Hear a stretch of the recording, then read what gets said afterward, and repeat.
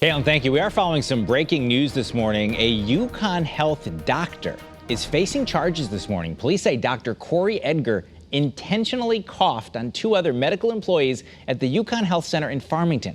They also say the doctor was purposely disregarding other employees' personal space and safety. Edgar was issued a misdemeanor breach of peace summons.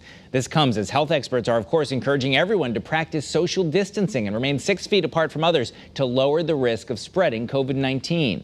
A spokesperson for Yukon Health says they are currently investigating.